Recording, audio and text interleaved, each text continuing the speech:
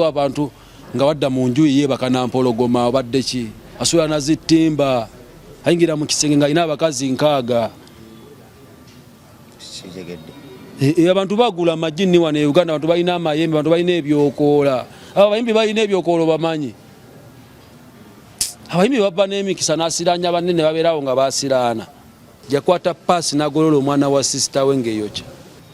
abasajja baatambula bagenda Tanzania bayita amajini wano balina amajini bagajja Tanzania bajja basinga bijja abasajja balina amajini wano badde ki kati mu nnyumba ze basangamu kapa meka kapa bbiri kapa kati abantu ne batandika okukuba kapa ez'emigi emiggo bakubazaki ne bakuba anti wuliriza bali abasajja alina tteeka s'okufuula kapa anti bakuba kapa ne bakuba kapa nevaamu omuntu emu nedduka nebula gwe tubalaba abayimbi ng'alinga mbuzi nga tategeera naye nga yali ategeera kyekiza batakyalina mwoyo alinga mbuzi omwoyo yagutunda abantu batunda emyoyo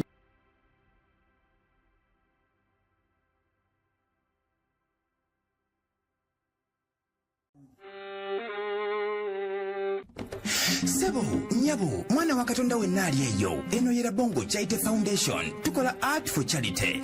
Nga tuyita mu bitone ebyenjawulo omuli okusiiga n'okukuba ebifaananyi, okutonaatona ebisenge ne art. Nga jjayo endabika y'ekifo. Tukwaniriza n'essanyu kasitoma waffe oyagala kugula art waffe oba oyagala gwe mwennyini tukusiige mu bifaananyi. Olina omwagalo awo oyagala kumutonera kirabo nga kuliko ekifaananyi kye. Tutuukirire wano ku Bongo Charity Foundation. Buli lw'otuwagira ng'otuwa omulimu oba ng'otugulako ati waffe mwe tufuna obuyambi obulabirira n'okusomesa abaana abato okuva ku streets ez'enjawulo abataliiko alabirira. Bire ku nnamba y'essimu noti 7 noti 346 827. Le Bongo Charity Foundation tukola art for charity. Come paint your legacy with us.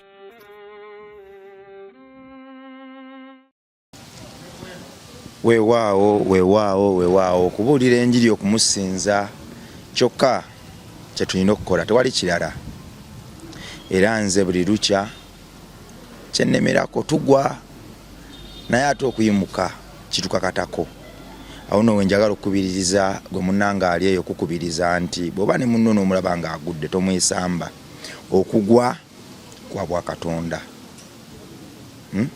Oyo gw'olaba ng'agudde bw'omuwa omukisa oguyimuka asobola ddala ofuuka ow'omuwendo. Ffenna tubadde olw'amikisa kubamu akafaananyi singa maama wo bwe yalemererwa okutambula yakoowa okuyimbira era n'okwinkaleginga nako n'akukyawa. Ebiseera ebisinga wanditawaanye nnyo okutambula. Kale ng'okyali mwana muto genda ku muliro okwagala okulya ebicaafu ebisala n'ebirala buli kadde yakikolanga wadde yakutangiranga olwaleero enkya n'okiddamu era enkeera we yatandikira nti nedda wadde nakigambye eggulo naye n'olwaleero tokikola kibi paka bwe kyakugenda muki mu bwongo. So ne ku bannaffe bwe tugambye ne bagwa be tulaba nga bagudde beetaaga mukisa ogwo omukisa ogwatuweebwa bazadde baffe oguze gutuweebwa ensi tugwa pulayinga ne ku bannaffe tulina kituvaako tukitegeere nti tuli bamalayika tukitegeere nti eno ensi terimu malayika era tukitegeere nti osanga kale mukubulawo kwa malayika ne mukubeerawo kwazo gwe malayika esooka ku kyalo ekyo kirowoozeeko. Weewaawo tuli mu kampeni ya kuzimba ssomero lyaffe abaana b'oku luguudo tugenda kubajja ku street tugikalize yonna tubatwale ka Mmengo. Twagalirwana buli mwana w'oku luguudo banzalira ku luguudo bana bakuba abantu abakozesa ebiragalalagala maama simumanyi si yansula ku luguudo bana abakuba abantu obutayimbwa twagala bonna tubajjeyo tubatwale ka Mmengo tubasomese Katonda waffe basome bayige ebyemikono okusiiga okutunga okwokya ebyuma n'ebirala. Matthew 5:16 Primary and Vocational School egenda kubeera ka Mmengo egenda kubanga erimu ebintu bingi ebitenkanika rehabilitation center egenda kubanga kugamba twagala tugikole nga kya bulambuzi wansi w'omulamu okugamba nti gw'omwana wa Kintu n'omwana wa Nnambi olina amaanyi agatenkanika naawe okubeereramu abaana ba Kintu n'abaana ba Nnambi ewatali kuwandiikira muzungu n'omubbaluwa. Ffe bazungu ba kyalo kyaffe fe bazungu b'oku kyalo kyaffe era gwe muzungu w'oku kyalo kyo. So tukwatireko Rabon Chaite Foundation esobozese enteekateeka eyo okugenda mu maaso ng'oyita mu kutuwa ekifaananyi okusiigirayo ku ekifaananyi. Tuli bakafulu awo mu kusiiga ebifaananyi tewali atukira. Era tukozesa art and crafts okubeezaawo foundation eno tetulina donation n'emu ekuva mu bazungu gye twali tufunye. Tukozesa bitone byaffe Katonda bye yatuwa ne tubeezaawo ku bannaffe bambi be tulabanga ababonaabona. Wadde nga Katonda yaba amanyi lwaki yabateekamu eyo embeera. Bwe tutunda ebisiige byaffe n'obitugulako akasente ako tubijjamu tusasula rent za offices zaffe kwe tujja obwana ku luguudo ne tubuwa ku ngoye ne tubuwa ku madagala ne tubupepeta ne tubulihabilitate nga ne budda bujja nate. So gwe mwana Katonda ali eyo kyensobola okugamba kiri kimu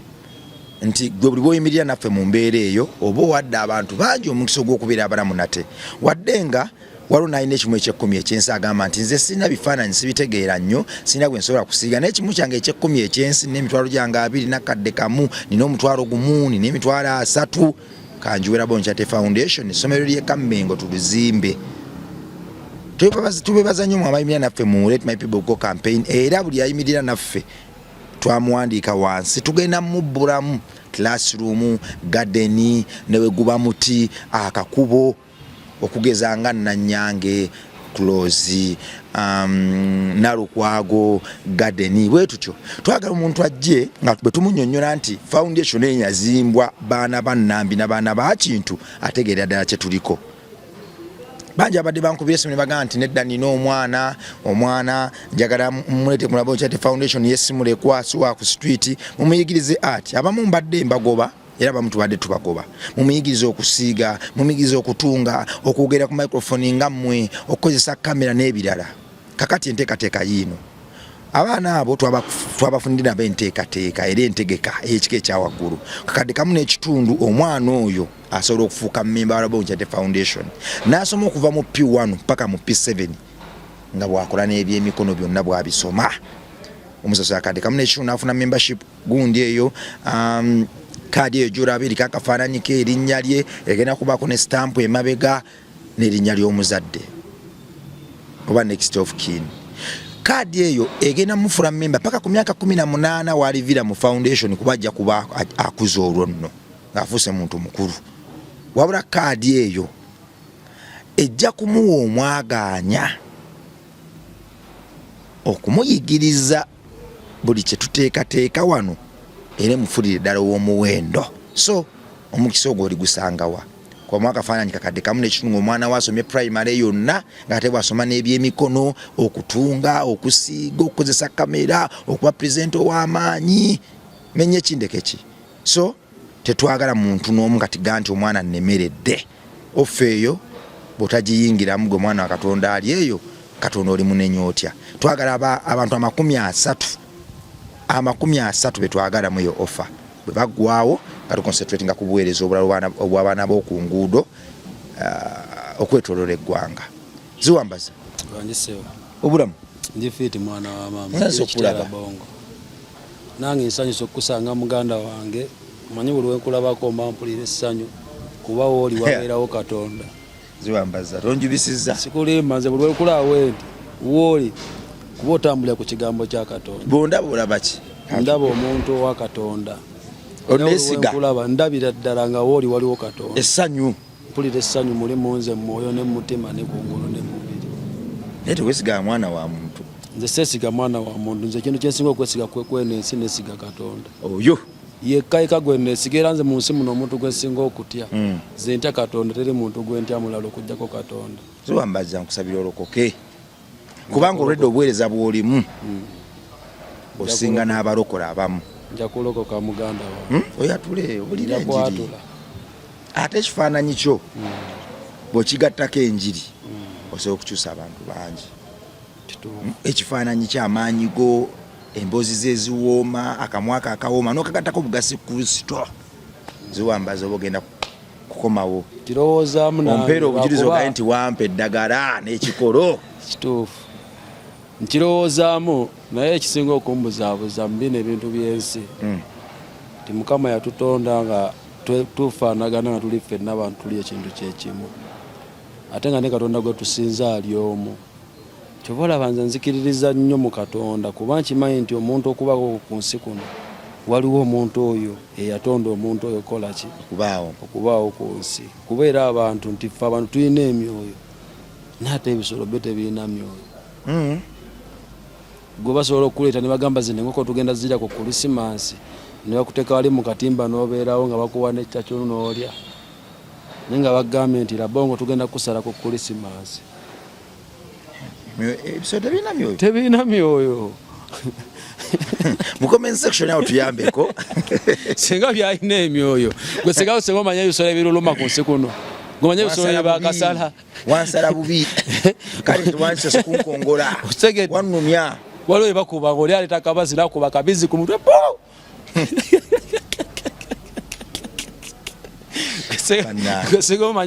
gwe singa omanye akavuyo akaliwa kuba omuntu asobola okutta abantu babiri natuka ekiseera nga mu nsi takyalina mirembe nga nataddamu nakutegeera nokuwunga n'awunga n'avaako tegeera naye buli mwaka nti Krisimansi tusobola okusala ebisolo wano mu Uganda ng'omusayi gusobola okujjuza ennyanja ya Kabaka oba emyoyo egyo giri mu bisolo kyekyo kyagitondebwa okuba tuliwo okugisala tegirina kululuma Mukama ffe abantu yatutonda kuba nakyo okisala kiyiwa musaayi kiyiwa bamire kiruma era wokisala nakyo naawe ne weesala ennyama yo terina njawulo nayaki kisolo nayakyo naye ffe Mukama yatutonda nga tulina ekyenjawulo mu ffe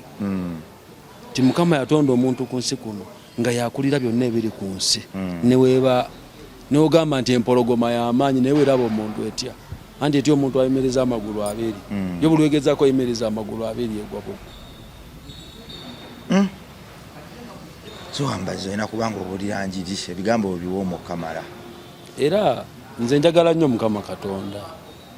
tugendeko ku Sande tusabe tukuŋŋaane nja kujja muganda wange tujja kugenda tusabeko muganda wange Labongo weewaawo emboozi yino ziwambaza wanje mwana waliwo mubeera mbasanga n'abayimbi bangi era mukuŋŋaanira buli muyimbi abaddewo ebbanga lyonna naye onaasonyiwa okukozesa ekigambo kino naye kyekituufu ebiseera ebisinga okuwangula ebyensi tulina kuyita mu nnimi za nsi okuwangula ebyensi tulina kuyita mu nnimi za nsi abantu okututegeera obulungi abantu bano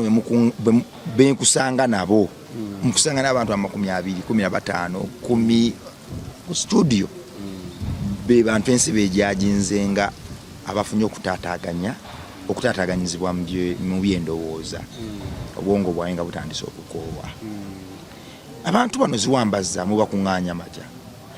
bamanya nti ono ali wano naye nabo n'omulala najja oba mmwe ababayita nkola yammwe y'okubakuŋŋaanya era nga bwe nakunnyonnyolako wali emabega we twayogeramu ti ffe no mugete ewaffe ffe twenkanankana ffe ate mugero tetusosola nti waliwo abayimbi abakomyewo nga bamaze okutyankala n'emitwe naye nga ate mu biseera biri byali owakabi twali tetumulaba nako lwaki bamala okyankala n'emitwe bonna bakuŋŋaanira awo embasanga anti amanya nti eri tebaboola kuba atuuka ekiseera nga buli gyayita eno gyabadde atambulamu bakyale buli watuuka badduka baggala mayumba kati agera otuuka eno ng'alaba ffenna akamera olwita nomulya mwenna namwe ankuwalidde ekyokulya tiwaisate eno ng'eddugala yambala mweno ate eri mu bagaga tekikola ki kivula mu bagaga bo bazimba ebikomera ekizimbye ebikomera si kuzimba mboli yazimba ekikomera yakoowa abantu tayagala kumanya gwe ebizibu bizibu byo n'oli ebizibu bye biki abantu bava ku bwa Sseruganda era mwene ensi yaffe Uganda kati nga mwe abasajja ababuulizi b'enjiri mukola omulimu gw'amaanyi nnyo kuba singa temusabira eno nsi ndowooza singa tekyali nawo gamba ngaffe nawe weeteekemu ngaffe abasajja ababuulizi b'enjiri ngaffe abasajja ababuulizi b'enjiri ziwambaza oba yasula obuvunanyizibwa sola obuvunanyizibwa bwa Katonda kuba omanyi mu nsi muno buli muntu atondebwa ng'alina fayiro ye era omulimu ogwo n'ogwewala ne wayita emyaka emeka fayiro ye yomala n'ogituukako entuufu kati mwene ensi buli muntu aba yatondebwa ng'alina kyalina okukola waliwo yatondebwa nga muwonya nga ebigambo byasobola okwogera n'omuntu naawona n'abadde omulwadde n'akola ki ate waliwo abatondebwa nga bo sitaani nga bikemu biri awo mu nsi dayimoni ziri awo bikulekule omwesembereza bwoti mwe bali muno mu nsi kabe muyimbi nga omusemberera wote ennaku 2 omwezi ogwokusatu bwebufuuka kataala. Nze nakugamba nti mwene ensi ekisinza okukyankalanya abantu balaba bakyankalanya emitwe, abagenze mbyawongo, abayize ebiragalalagala, abayize ebintu byonna si bo byeyigiriza wabula mikwano gye basisinkanye nga bakulu. Kyo omuntu akusanga ng'oli wano olina byokola natandika okuwa amagezi ku byokola naye nga wabitandika takuwa maki magezi. Kawatandika okuwa amagezi okoppa amagezi gomaliriza okoze era kigo kyennyini kyova olaba abantu bakola era enkya n'eggulu nogamba tono omusajja lwaki akozewo ati. Kibbanga etubadde ku studio awo abayimbi bangi abavaako abamu Mukama ayamba buyambi kuba Mukama ye abeerawo ng'alwana entalo. Kuba watali Katonda nuzera senga ffe tetuliiwo kuba senga omuka guno gwe tussa twali tugugula buguzi kati guno omulembe gwe tuliko boy senga foloza wetuli. Ziwambaza abayimbi bano bemukuŋŋanyiza ku studio awe mubeera emboozi ze banyumya nga batandise okukoowa obwongo ziba zeekuusa ku ddogo, ku biragalalagala, ku mpalana, ku kwagalwa nnyo oba ku nsobi ze bazze bakola. Anti abantu mu kuvaako buli muntu avaako mu sitayiro ya njawulo. Waliwo avaako kati Jamikali kyaye ebiseera ebyo yali yavaako nga yakuba maapu nga jjawo wansi n'awandiika obuntu nakuba maapu waati nagamba kati wano olaba wano kyeki nagamba njala genda Nattita nagamba kitegeera Nattita waliwo olusozi luli Masaka baluyita Nattita. Kati yalogerako nnyo olusozi olwo njala genda Nattita gamba yalogerako nnyo olwo olusozi. Kati Jamikali kya eddalo yali yagwa oba byabuwangwa nga byewaabwe kuba ebintu yayogeranga nnyo ebintu by'omwoyo nga byekuusa ku famire oba mwoyo njeno ngwegamba nga biri ku ye nga ye omuntu nga wegamba nti buli muntu azaalibwa ng'alina amaanyi ge ng'era alina omulimu gwe gw'okukola. Nti Yesu bamuzaala nga Yesu era yazaalibwa nga mulonde nti maama we yafuna olubuto nga teyebaseeko musajja nti era ebbanga lyabeera mu nsi muno ye musajja akyabadde ku nsi kuno mu bantu bonna bali ku nsi kuno tekuli mutukuvu yenkana Yesu Kristo. Nti ye musajja yabeera ku nsi kuno okuli abakazi abalungi teyagala ku mukazi ekibadde okimanyi nti ye musajja eyabeera ku nsi kuno nga teyayanira bya bugagga abantu bagala ebyobugagga bano ku nsi tebakkuta. Fe pulezidenti waffe yakafuga emyaka 5 naye kati alwananga atafugangamu.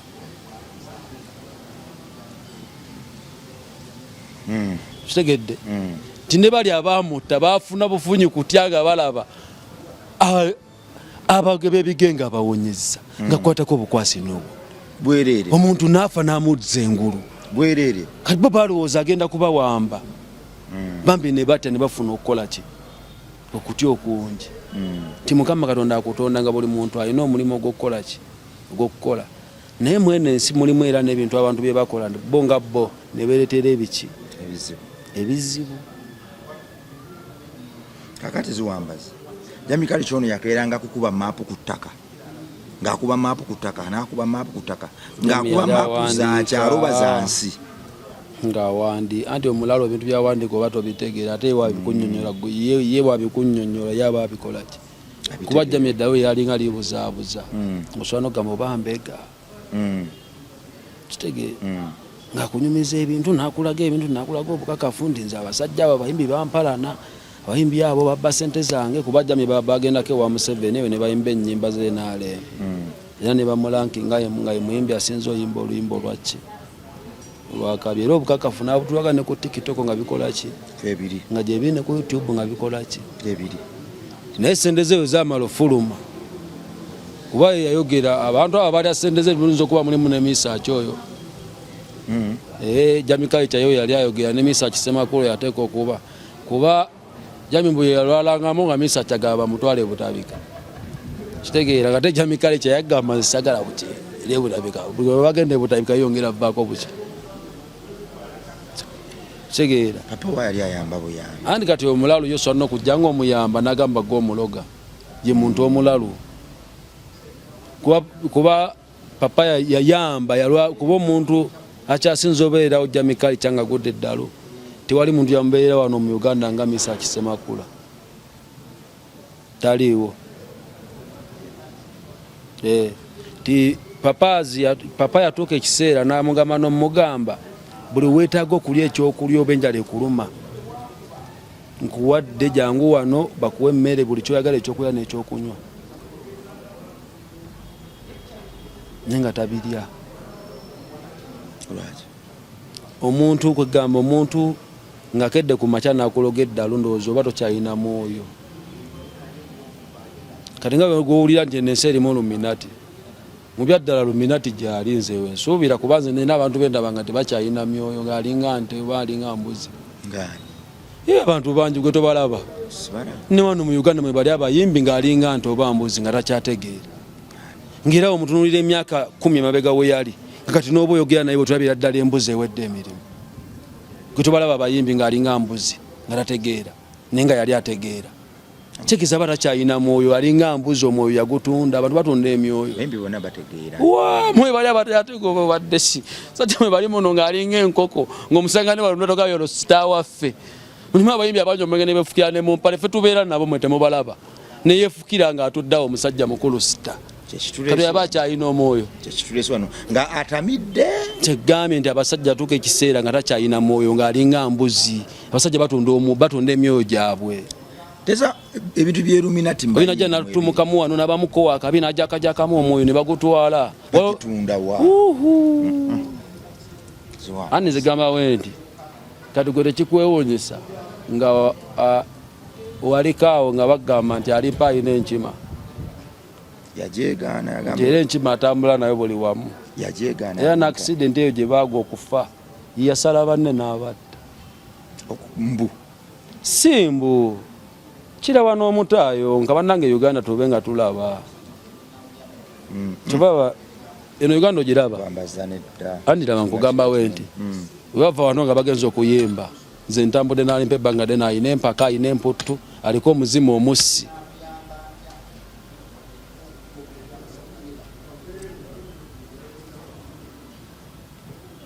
okitegeera nti leero kati gamba nti omuntu ng'agudde eddalo aba muntu mulalamu nti jja Mikali kyayava wano emakindi nagendebwa sisita we Kawempe kati omanyike yakolayo akatiisa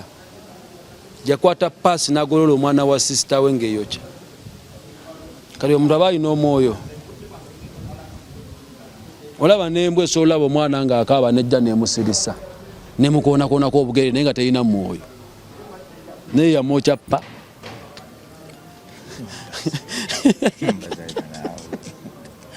kaze kati abantu balina mwoyo fe olunaku luba tuva Sudaani tutuka eregu waffe okuva e Sudaani twasiraana ne tusemba timukusemba nti tusembye waliwo abaali batusimye wano ku booda abapromota kati bwe batukubira essimu bagawo tukola ki kati bakuba essimu ze nagikola nembala magamba tutimbe mu posita muki naye tutuna transport nebatuterako emitwalo ago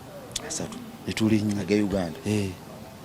netutuuka ku booda tutatuuka ku booda ne batulwalira abasirikale ekyo ssaawa nga 5 natugamba temuva wano musajja ne balwana musajja promota n'awayo essimu n'agirekera abasirikale netuyingira Uganda kati bategeka ekivvulu tutuuka ku lunaku olwa sho omusajja alwetedde emmotoka nga omanyagawo tuva embisa abayimbi jukira twali tugenze bali musobola tambula na mmotoka zammwe ne mamuziino okitegeerawo olugendo olukoze ki omusajja aleese emmotoka tutuuse mbodde bogenda ku sho alimpa agamba kanvuge atuula mu mmotoka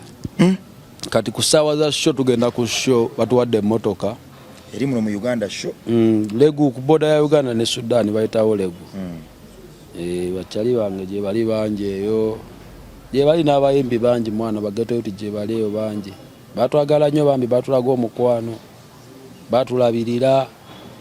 batwagala nnyo kuba batwagala n'okusinga gye twali tugenza oyimba kati ku ssaawa eya sho agamba kanvuge emmotoka alimpa tuba tuli mu kkubo oli amugamba kwata ovuge manyi kyatandika okukola yatandika okuvuga emmotoka nga nyola wali nagitomeza eno nagitomeza kyegedde ani alimpa omusajja nanyi ni motoka yajja emisini nadduka nasika sumulizo motoka watinga motoka etambula nasiba munaduka mu mufulu memu motoka yange temumulira bayimbi bitinasoka atabukano kyegedde twatambuzawo bigiro tuka ku show nikagamba mbadde nyamba bamalawo kyegambe nti omuntu osobola n'omuntu nga takyayina mwoyo bantu mwe bali muno nga tebalina myoyo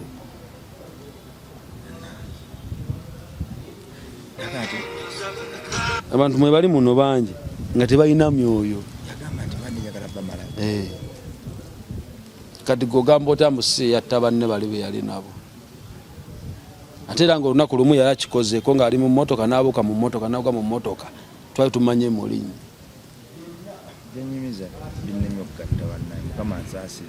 andi byegamba biraba waliwo emboozi ze banyumya mu nsi muno nga goba tokirabangako olabanga ebyobulimba oba omuntu akonjera omuntu yabukako mu mmotoka ng'etambula owuliriza nayingira mu mmotoka nemuyitako nga tumanye mulinnye twakasanga kali mu mukutu we kati omwana bamukola ekikyamu okitegedde emmotoka ye yali avuga kati oyo mwana ye yali avuga n'agibuukamu kati oyo mwana omulaba aliko ekizibu kinene nno tudde wano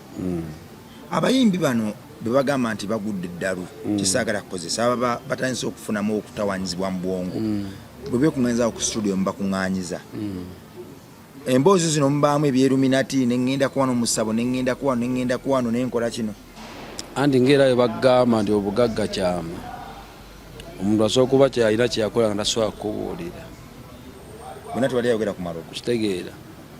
ate omuntu abeerawo nga yemulugunya muba bandoga kikyo kitegeera naye oluusi era ekibi kisobola okuba nga kiri mu ggwe nga nawe kekwe kennyini naawe oli kizibu kuba mulimu abantu muno mu nsi nga bizibu ngaera bo bafuukira abantu ebizibu nga ne muzadde we yamuzaala yamufuukira ekizibu kuba mweno nsi muzadde we tasobola kukukoowa ne mulimu abantu mweno nsi nga ne bazadde baabwe babakoowa ziwambaza experience ogiyina osinzidde ku kyokugamba nti abayimbi bano abasinga byonna betulaba bino batunda myoyo gyabwe kubanga ndabye bw'obadde otulainga ogenda deep mu mboozi eno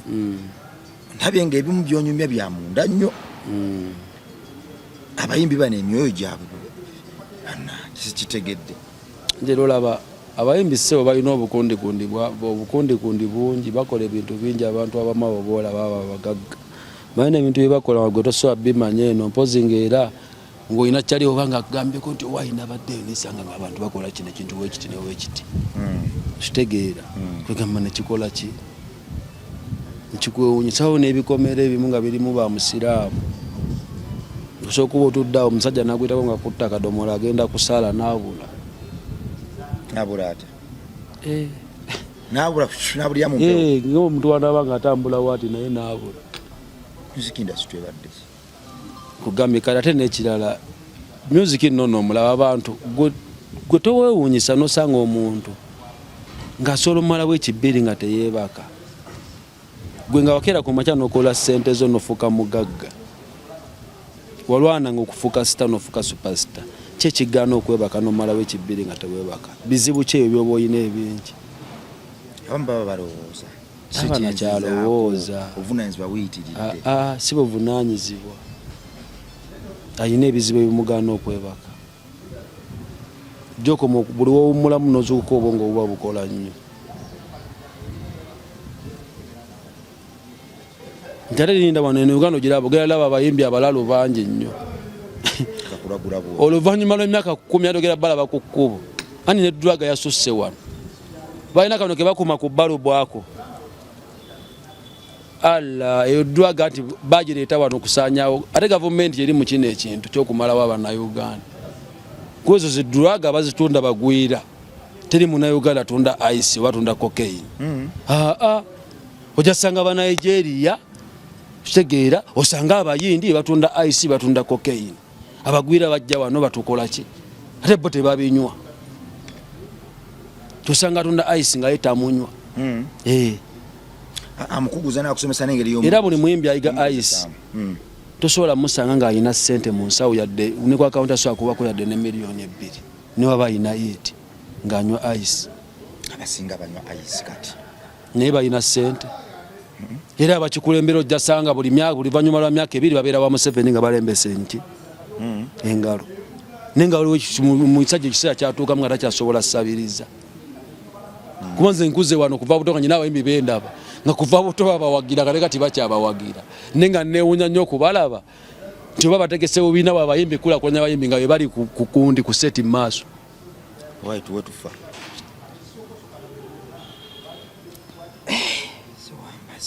kati drug esusse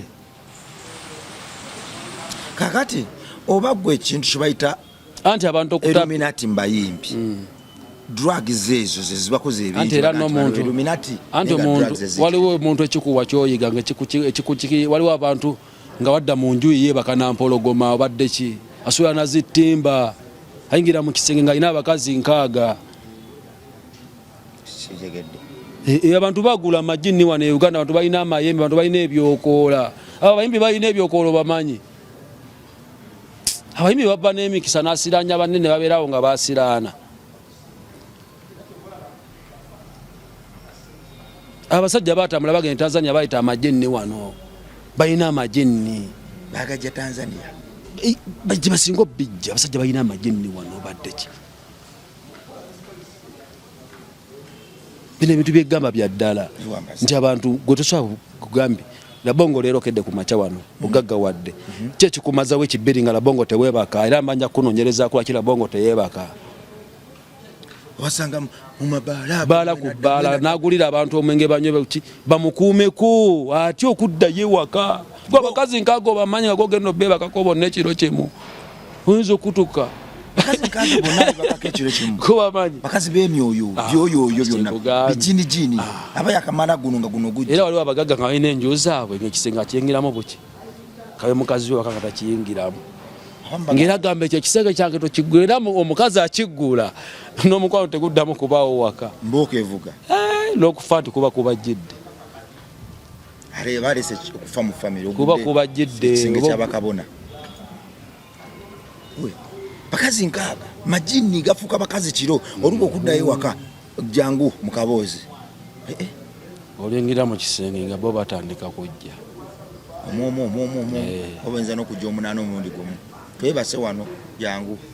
waliwo abantu nga bayeebase nga basula namisota annange nedda eno ensi erimu ebintu muganda anti nkugamba nti sitaani ye yajja kutta nakuzikiriza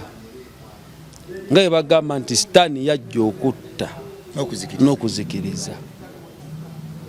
nti leero okera ku makya n'oyimba nga tolina bikuba byokozesa bingi era nga tolina bakuwa amagezi make naye leero ng'okedde ku makya n'okuba yeeti osobola olaba omuyimbi asinga okuba owakabe nga azzeeko ewo okukulabako aba tazze kukulabako abaze kuyoola mikisa abazze kusiraanya kuyoola bigere kikyanonyeewo lwaki teyajja luli nga tonnakuba yeeti nze leero obuyimbimbi n'ojja mu lujja lwange nga nkubye yeeti mbu simanya gwani mazi nziwambaza egitingamu awo tutowemula anti obuyimbimbi gwe basajja bayimbi balogo waliwo abayimbi nga negwakoze naye kolabo agwa nga newakuwa kolabo ogwa alla kusanza kuweyo ekyetaano abamaze okweyambuliramu yanfuye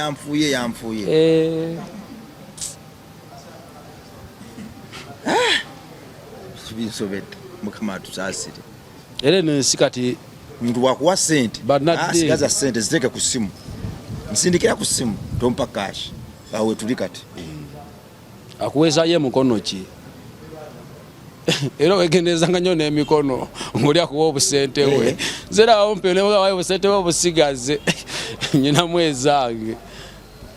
omukono guno gumatalinga akuweesa mukono ki waliwo omukono gw'ekipali ng'era oli akuwa omulaba akuwa anooma ogwa kkono si mukono mulungi guno mukono omugabi guno gwa ddyo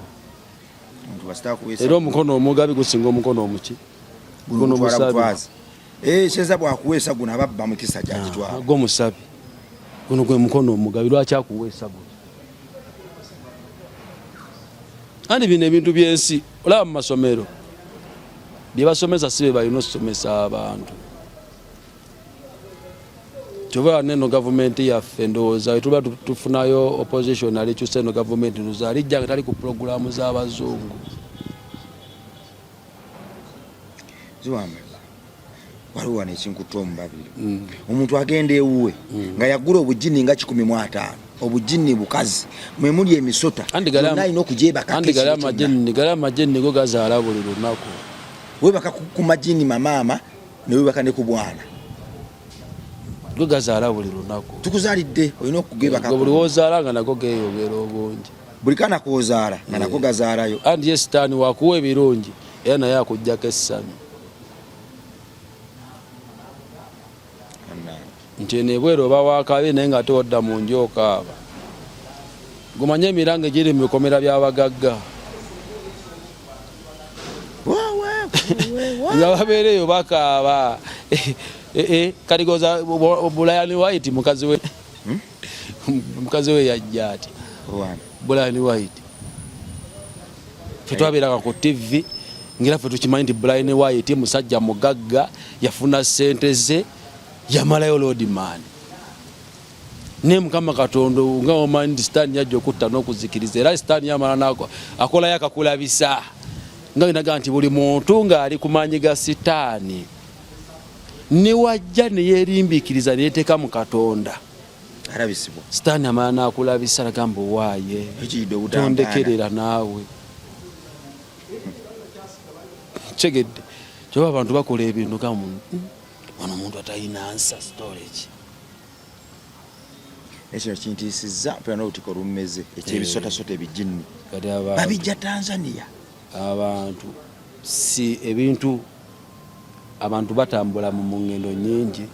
bakombooza ebintu bingi bye banonooza nga si byabwe n'agattako eki ebibye oluusi ogenda omusawo nga biri byamulemerera dda n'akuwa ekiteeko bibyo nkuwadde genda ofune kumbi naye byamulemerera tebisabye woowe yakabiwa enkoko mwene ensi ogiraba ensi neerimu ebintu bingi fe tunako wetwali kyali wange era atambula ekiro n'abuuka ebirogo n'alwala nnyo bambi ekintu nga kimutambula mu lubuto okufa obufi twali omwana muto n'omwana oyo yazaalibwa nga aliko amaanyi ag'enjawulo omwana oyo ne bamukubira essimu n'ajja alina emyaka nga 13 akuma waliwo ogundi akotoke yakuma awo nateekako akabaani namugamba tuulaawo alina bye yakola akolaawo kintu nekyogera ekyali kimukola ki kimukutte nga kyali kitegeera naye wetwali awo waliwo bbawo oyo omu n'agamba ekyekiteega jajja osobola okinzikakkanyiza nekisigala nga kinkolera ssente kibaye kitawaanya ono ate wabula ye bbaawo asaba bakikakkanye yakiwongerere kitandika omukolera ki ssente nzawe nako mutegeera era ensi kugamba nesigala ngeno esinza abantu mbatya kale odira banna kikakkanye wadde oli kibaye kimuyisa bubi nze osobola kinzikakkanyiza nenkyetwalira ewaka nekinkolera ssente kojjajja namugamba abine tojja bisobola kuba neyabisuula mukubo byamukola ki yabisuula mu bimulemerera oli ono n'kibuuka bubuusi atambula ekyo n'kibuuka yakikombooza buki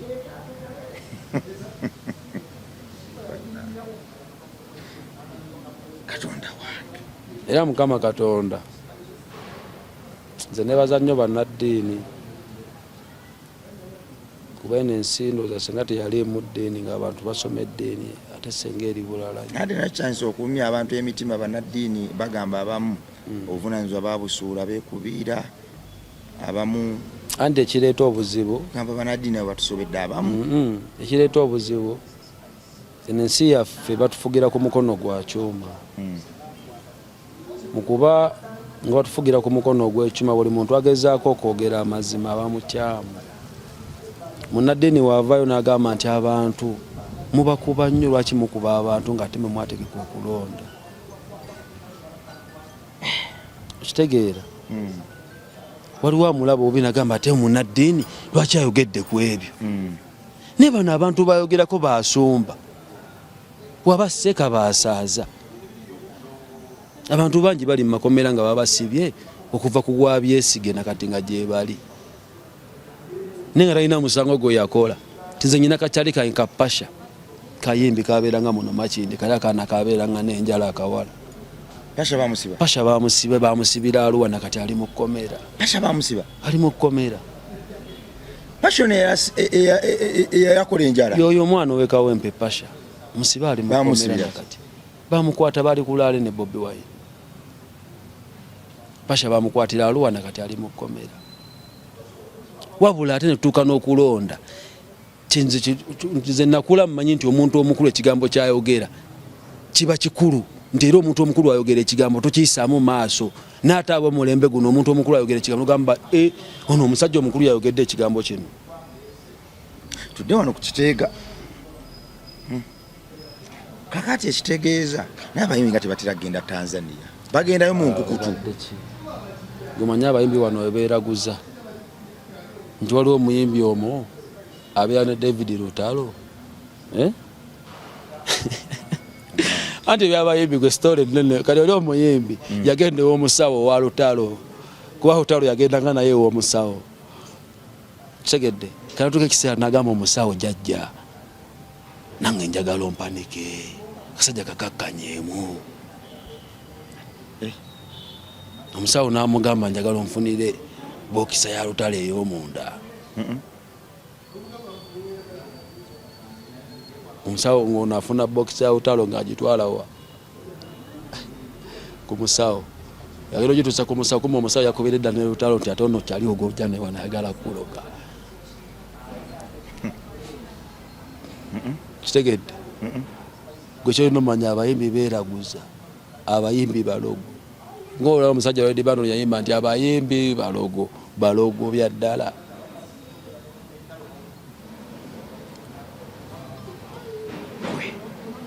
Tiwaliwo abantu abavaako nga beegulira ebintu byabwe ne bibajjako. Abiyitiridde amaanyi. Batandika ottawaanya abantu mu nsi. Naye ng'ekintu ekimuwulira obu yakimanyi. Batawaanyiza bwereere mwana. Waliwo abantu nga mwina muvaako buvi ne mulekera ensi n'abeeya n'ensi. Bano abayimbi bano abakuŋŋaanira ku studio wano we muba wano, bano abavaako abo abakoowa abalwala, obusolosolo ki bwe beekola n'olaba nti layini etandise okubayita oba layini be baagyereetera? Anti omuntu okuvaako mu mboozi zanyumya, mu bikolwa byakola, mu nneeyisa, omanya nti ono muntu mulalu. Nti omuntu n'obeera awo ntwabeeranga ne Jamie Culture nga musobola okuba mutudde awo. Olunaku lumu waliwo omukyala awo bambi yafa n'okufa, Mukama omusaasire, yali ayoza ngoye, bamuyitanga Mamaagi. Yali ayozezza engoye z'abaana be ku makya nga bagenda kusaba, n'azijja zonna ku waya nagenda n'azisuula mu ttooyi. Jamie Culture.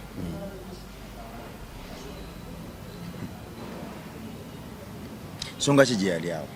Tewaba nsonga, talina na kyakuddamu, yabula gamba sinze nzisuddeyo.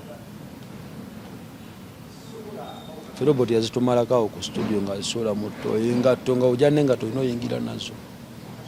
Essimu tosobola gireka ku caaja. Tabitwala nti abitunde, wabula akikwata nagenda n'akisuula mu ttooyi. Ngera ne bamuwa ssente ne bamuwa emitwalo 5 ajja n'azigaba zonna, n'azigaba okuva ku street. Baganiro kijja nti agaba nnyo. Bagabira ddala ssente, nandi kireki baba balina ekibi ekitabakkiriza kuba mu bulamu bulungi. Kera abantu bangi balwana alimpadde engulu, bamulwanirira n'ate ye ekimulwanyisa tekyagala kuleki. Gumanya abagagga bamuyiriddewo omubiri. Gumanya abantu abakoleddeyo omwana ebirungi. Kyokka mutalina abagagga babuuza bamwagala gye bali. n'abantu bakoowa lutalo lwa mwoyo era nze kyesinga okwebaza nti oli mu kuzimba essomero erigenda okusomesa emmere y'omwoyo. Twagala tuzimbe echapo abaana ave buto nga asobola okusoma nekimpa essanyu nti mu ekyo kyozimbye sitokomye ku ssomero lyokka n'ozimbako ne ruumu egenda okujjanjabanga kuba wano mwene ensi gye tulimu bamanyi nti omuntu walwala omwoyo bamutwala butabika. Muganda nga waliwo ebintu nga biri si bya butabika si bya biri bidaga bye bagenda kukuba na buweke bye bagenda kuwa buli budwaga ate era obulala omwenge. Waliwo ebintu nga Mukama balina kusabira nga gali amanyi ga Katonda galina okugoba ekyo ekizikiza ekikola kye. Waliwo abantu nga bali mu kizikiza kati olaba bbulu yalaba papa ng'ali mu kizikiza nga newojja kati nga onoga nti mbadde njagala kino njazimba ssomero ne bakuwa sente z'essomero ate oziyuza buyuza. Mwebali muno nabako omuyimbi omu ng'ayuza ssente ekyetaano yabigatta n'abiyuza ozaba ategeera n'amala n'avimba ozaba ategeera anti eggambye nti abantu batunda emyoyo yakiyuza nno bulere nga tosobola nazigatta anti abantu batunda emyoyo ng'ali ku nsi kuno kati ekyo kyeyakola gavumenti esobola n'omusiba tegedde enjukira famire zange zendese nga tezirina mmere nti gye emitwalo gye yayuza oba 5 oba 10 tigisobola nti waliwo n'omuntu ng'osomuwaako omutwalo ogwo n'akola capital natandikirako obulamu bwe nafuuka mugagga natandika okweyagala. kwanza butiiki yange nali ntunda engoye bizinesi yange yasooka nagikozesa omutwalo gumu yali butiiki bwekiri nasuubula engoye eza 2 natandika okuyiriba paka bwe nazimba butiiki nekola ki omutwalo gumu newekwate omategedde kati omuntu ngoyo goza aba alina omwoyo gaba maanyi oba namalala abantu batunda emyoyo gyabwe banange temunenya abantu batunda emyoyo gyabwe abantu bakola ebintu mu nsi muno emyoyo bagitunda bino ebyerumira tisimukyezo bintu gyebiri abantu batunda emyoyo gyabwe muganda wange. Tanzania gye bagenda kati nsawo ya Tanzania gye babasiba amajini gali wano tewali muyimbi akkiriza bagenda Tanzania anti amajini anti tosobola bagana agenda temunayo bagano kya kituufu kitegeera kubeera n'ogera n'owaaba nti bandoze ku poliisi tewali musango gwa ddogo amajini walabe ku jini sirirabangako naye nga amajini nze ndudde nga mbiwulira bingi kuba nagendako emutukula eyo nze mama wange bamuzaala mutukula bamuzaala busoga eyo naye baagula ettaka emutukula eyo jjajja mwami gye bawangalira ennyo ebiseera ebisinga nekyanneewunyisa eri emutukula nti osanga omuntu nga manya ennaku zagenda okufa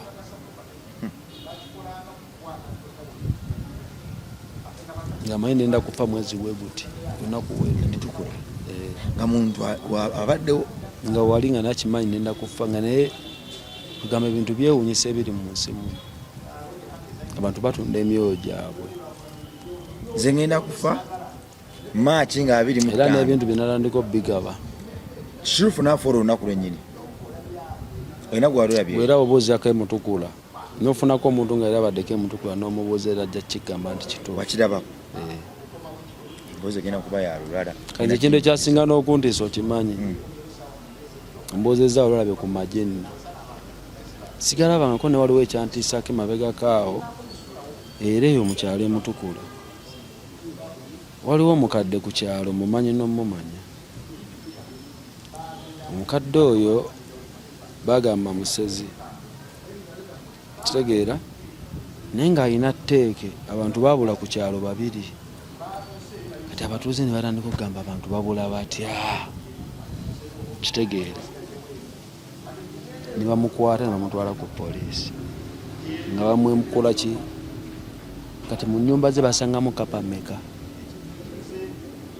kapa 2 kapa kati abantu ne batandika okukuba kapa ez'emigi emiggo bakuba zaaki ne bakuba anti wuliriza bali abasajja alina tteeka sokufuula kapa anti bakuba kapa ne bakuba kapa ne bakuba kapa nevaamu omuntu emu nedduuka nebula era olunaku lumu endi banyina yatayimu ku ssimu njagala onsange nkunyumizemu story enkubire mama wange simu agikunyumize bulungi kuba yaliwo ku kyalo buli kimu akikola ki akiraba bakuba kapa kapa nevaamu omuntu era omuntu yagenda okudda engulu ng'akubiddwa emiggo miyitirivu nnyo nga bamuyola mutwala mu ddwaliro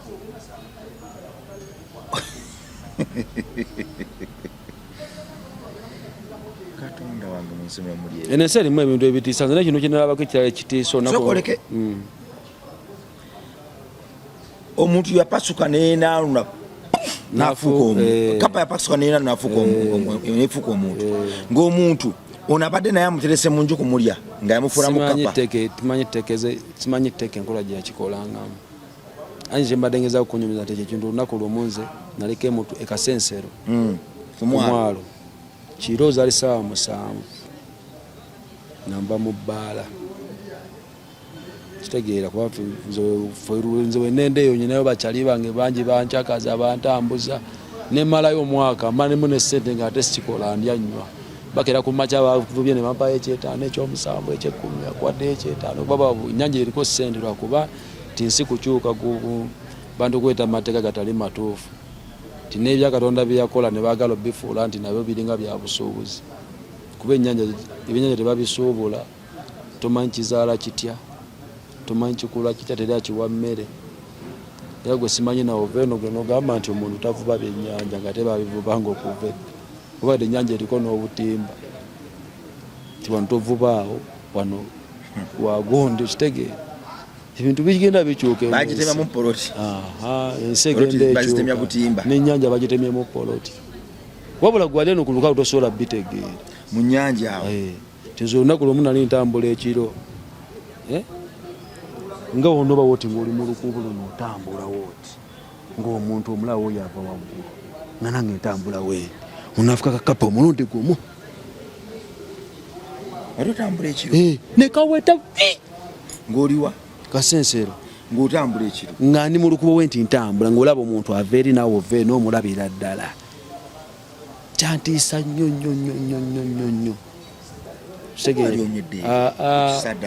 muganda wange nze mba sitede obudde bwonna kainze muganda wange mba soba obudde bwonna nze sinywa mwenge gomwana Katonda ali atugoberera emboozi eno waliwo tutagalako ne tuddako wano bw'oba oyina episode koyagala tukunnyonnyole tuzimbulule osobola okukantirawo mu comment section ogaa nti wano saategeddewo wanaddewo atutangaze nange kinyambeko okumukomyawo tuddemu tutambula empolampola ebiseera ebisinga nfuba okubikwasaganya naye ate nange siri mukugu nnyo lwakubanga ndi naawe gwe mukwano gwange ansinga ate osobola okunfuula omukugu obugumiikiriza bwo kikulu nnyo mu mboozi nga zino era nkusaba Mukama akuwa obuwangaazi so woolabye wetwanguye okuvaawo osobola mu comment section okujja wansi noga wano mwanguye okuvaawo muddeewoko katini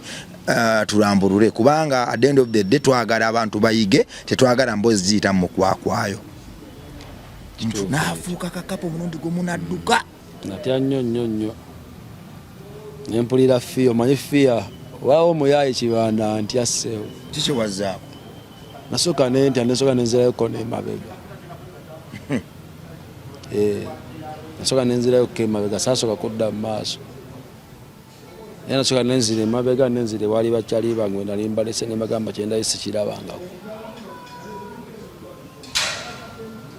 omuntu yafuuka kakapa nadduka tezano ebatugamba tokuba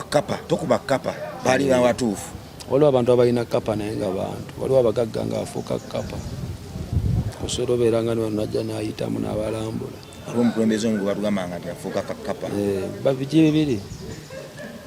ngera asobola okujja nono n'abayitamu nagamba wayi n'abalayo mwade naye nga nogamba musajja taabaddewo sitole kyoba kamera kumbi kakapa naye nga yayiseewo information yo nagikoze ki timwene ensi mu bantu mukwagala ofuna ssente abantu bakola ebintu bingi nga bitiisa kitegeera wabula gwe ng'oli eno wabweru tosobola mmanya biki byakola waliwo abantu abaseka naye nga taseka yaita majemu lukufu ngera asinika naawe amanyo naye sisasi naye nga taseka agamba ono bamupamu eddakiika 2 ajja kumpulira naye nga gobeera naye olowooza olina muntu nti abo abayimbi batambudde n'abaana n'amugjawo n'amuvuga n'amuleka aluwo n'amuleka Arua naye nga yatambudde naye tanya transport n'amusuula eyo wabula nga abadde amukolera n'omukolera ono abasuula mu mabiira bagufuula muze kati kugambye omuntu aba alina omwoyo gw'olowooza kigambye nti abayimbi bali kunamu nga balinga mbuzi ng'ali awo nti eri ku nsi etawanya abantu bamanyi muyimbi naye nga nti eri awo omwoyo gwe yagutunda ddali kikebekebe ekyo kiri ku nsi ono n'abafa wano nga bali Tanzania balima nga bali eyo balima bakuba enkumbi muganda wange golooza mbu buli afa ne bamuzika mu ttaka aba afudde gwe kimanyi bwe Tanzania balimisa abantu ekiro nga weebase n'ozuuka nga walimye ebiwulirako ne wano nti weebiri okimanyi nti balimisa abantu oba ogolooza byakulimba bakulimisa n'ozuuka nga walimye ng'olina n'obulimi naye nga wasuze mu buliri era n'ozuuka ku makya ng'okooye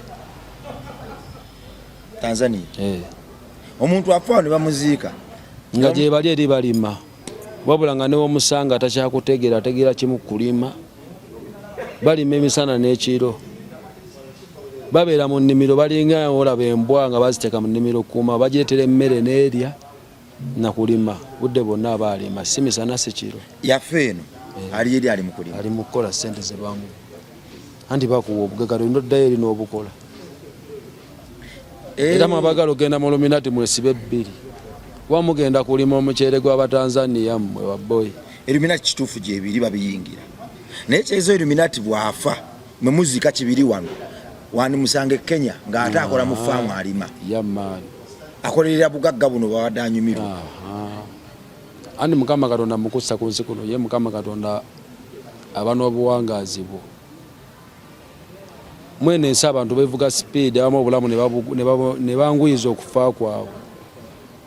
naye Mukama Katonda ali yatutonda nga tuli bawangaazi tuvuula bambwedde abasajja bawangalanga emyaka 225 5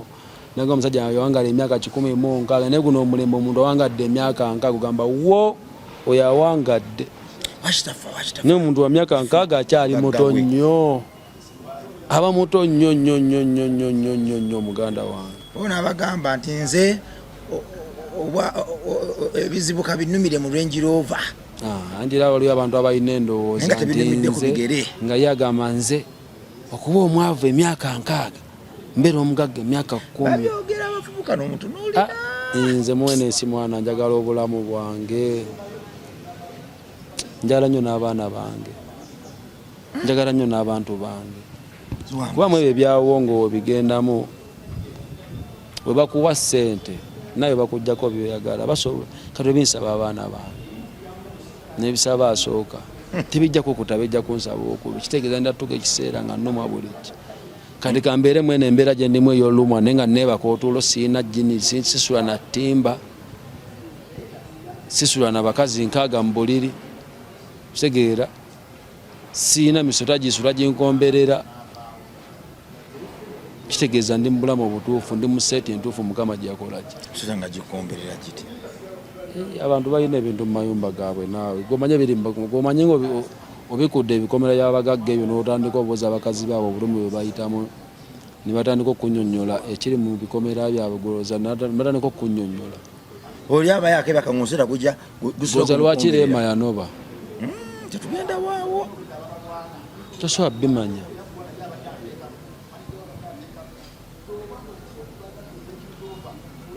golooza lwaki Daniela yanoba tosobola kimanya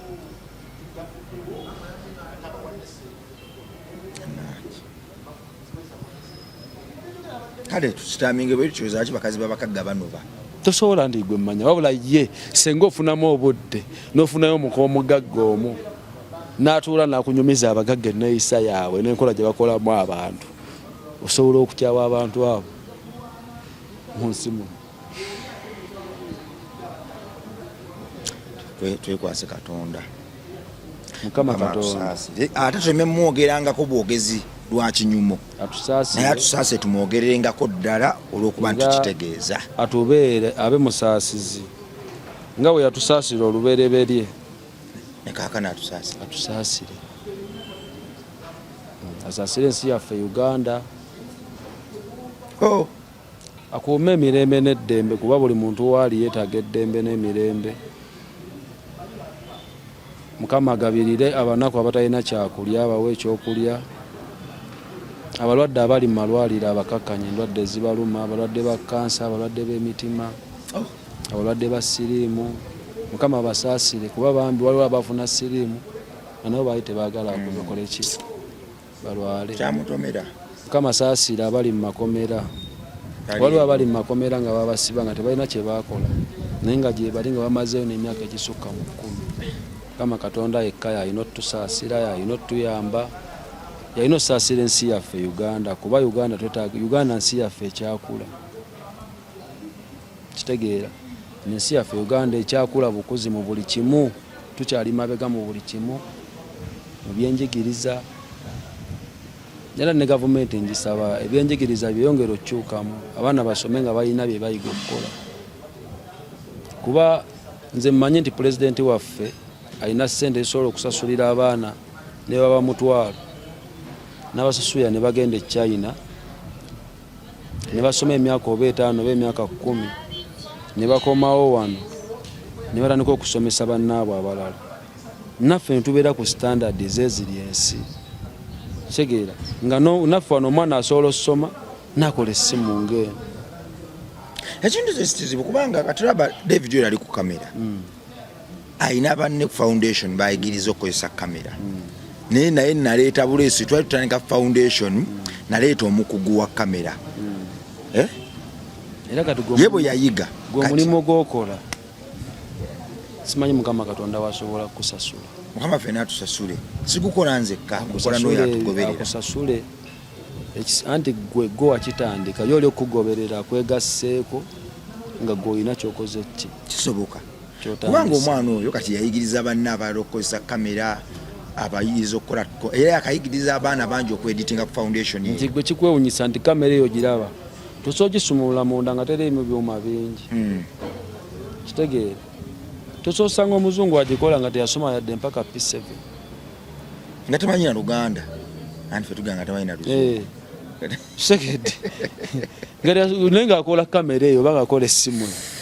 Kitegeeza naffe waneeno senga ebiseera ebisinga wano gavumenti yaffe gambye ensi yaffe ekyali mabega ekyakulu. Manyi bino ebigambo bye twogera tuba mu kwewabula n'okutereeza ebyo ebyasoba otubyogerako bisobola okukola ki kutereera. Ti senga gavumenti ekwata wano abantu 1,000 abaana 1,000 nebasindika e China ne basoma okumala emyaka 10 ne bakomawo wano n'abavuka tetugenda kuddamu gamba nti tetulina mirimu. Kisoboka kuba nze nkikozeeko, nziridde abaana abamu ne mbateeka mu kompyuta okusiga ebifaananyi, abamu ne mbateeka mu editing. Gwe n'okikola nga gwe nno muntu gw'oli oli muntu kati gavumenti nnene naye kati kyasobola pangisa muntu yenna nti aze mu foundation kuyigiza abaana kutunga. Abaana abayiga okutunga kati be bayigiriza banne baabwe. Sogenda mu DT n'olonda ebiwerowero byo ne batunga design ne batunda engoye. Otegeera era bijinijini ebyo tubikozesa mbagamba abantu abalina bijini babituwa ne tukolamu ensawo ez'omuwendo naye ng'abaana be nayigiriza kyokka nga bwana buto myaka 15, 16, 14. Nze simanyi kutunga kyalani. Kati twigamba ensi yaffe si kutusomesa waliwo ebintu byebasomesa abaana nga terina kye bibayamba. Kitegeera bakusomesa byafaayo by'abazungu yitira kati yitira agenda kuyambirawo ng'okoze nga tobitegeera.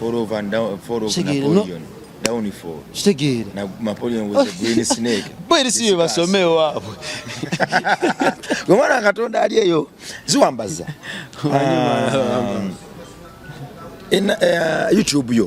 YouTube yange nkozesa Mr Blessing CM ne ku TikTok nkozesa Mr Blessing CM. Era bakyali bange mwana mbasaba mu followingeko musubscribinge ku channel yange Mr Blessing CM ku TikTok. Mumpagire muwagire endongo yange nyimbi emyaka mingi. Sola baga mamo nyine nnyo oluyimba luno bano kuba ennyimba nyina nyingi. Mr Blessings CM. Mr Blessings Chosen Muwanga. Mr Blessings Chosen Muwanga. Naye ku YouTube Mr Blessings CM. Erisetegeza Chosen emwetegeza Muwanga. Twali ajja ku microphone yenna ddayo ngali kyekimu nawe ojja kiwulira. Amina. Era nange omukisa gwa Mukama ngutwala kuba wembeera nawe mbanga ali ne Katonda. Kuba oliko amaanyi ga Katonda. Kitegeeza obeera wabeerawo Katonda. Kinene ekyo. anti omuntu ng'oliko amaanyi ga Katonda wooba oli waba waliwo Katonda. Mukama atunyweze tukyalenga mu bifo abantu bongerere ddala otulaba nti olaba oyazze amaanyi weegali. Tusaba Mukama atuwe ekisa ekyo atuwanguze. Tugenda kukomawo n'emboozi mu mboozi eno bukapa obwa abantu abafuukanga bukapa, tulabe ku mboozi y'enkima, tulabe ku muntu gwe yasanga n'afuuka kapa n'adduka 10, tulabe ku bantu abalima. Tugenda buli kasaabu topiki akabaddemu eno emboozi nga kajjamu topiki. Tugikozesa okubuulira enjiri n'okwongera okugumya bannaffe. Olwatuna n'ensi yaffe mweraba.